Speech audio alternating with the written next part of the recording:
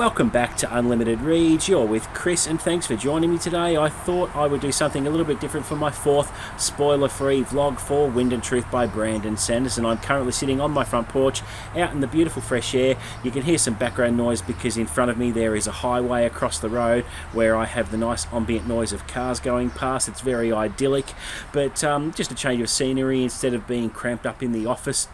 So what I'll be talking to you about today is days 5 and 6 of Wind and Truth. Now I have to say I've been pretty frustrated with this part of the book for a couple of reasons. Nothing much seems to be happening and I felt a little bit bogged down, and you know, we're looking at a bit more of the history of Roshar, which we're seeing through the eyes of Navani and Dalinar as they move their way through the spiritual realm so that Dalinar can find the answers he needs in order to defeat Odin in this massive contest that is due in a few days' time now. Probably the most frustrating thing, and I know this is going to improve, but Adolin's time in Azinir helping Emperor Yanagorn with the conflict between them and the Fused. There's been a couple of fights there, but not from Adolin's point of view. He hasn't been doing a lot of fighting in this section, and I feel like he's not doing much. We're just checking in with him and not much is happening, and I'm waiting for something massive to happen, and it caused me to slow down my reading a little bit, because if I get excited about something, my reading speed picks up. And with something like this, I feel like I've just been coasting. And the same for the mission that Szeth is under in order to cleanse Shivanar as well. He's with Kaladin. Kaladin is taking a back seat to it all. We're getting a little bit more of Szeth's history, but I have to be honest, I am not that excited about Szeth's history as I thought I would be. So I'm feeling a little bit jaded here, and I guess it's at the midpoint of the book where things tend to be in a bit of a lull, because I'm waiting for big things to happen and I'm getting impatient. And I've heard that the ending is phenomenal. A couple of booktubers have finished already and have mentioned their thoughts and things like that, and they've been pretty happy with it, but I want to get there myself.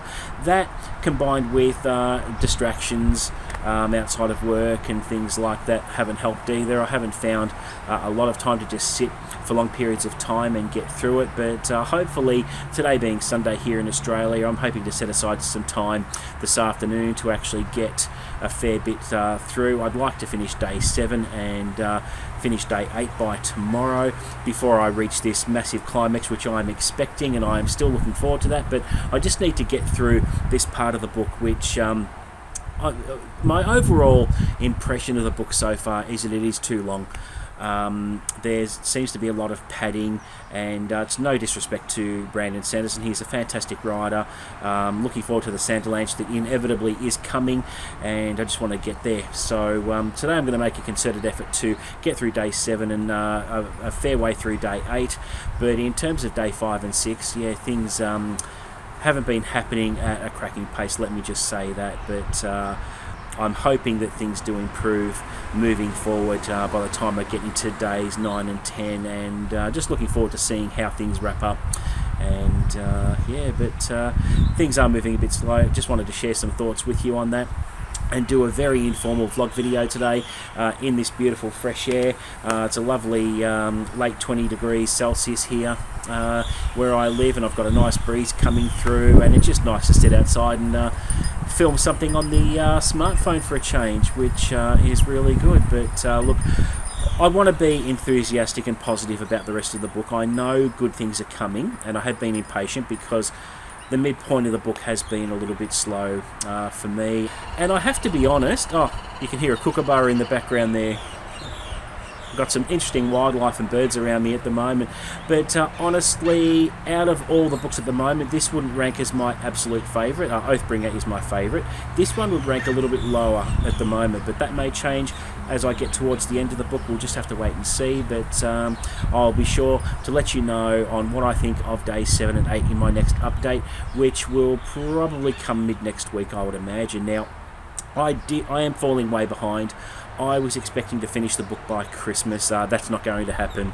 So I'm just going to try and read as much as I can, and hopefully I will get there, but it's looking like finishing with a few days to spare for December at this point, which is somewhere I didn't want to be. I wanted it done so that I can move on to other things and have a couple of palette cleansers before starting the Wars of Light and Shadow from Jenny Wets in January. So there you go, guys. That is it for my spoiler-free vlog for days 5 and 6.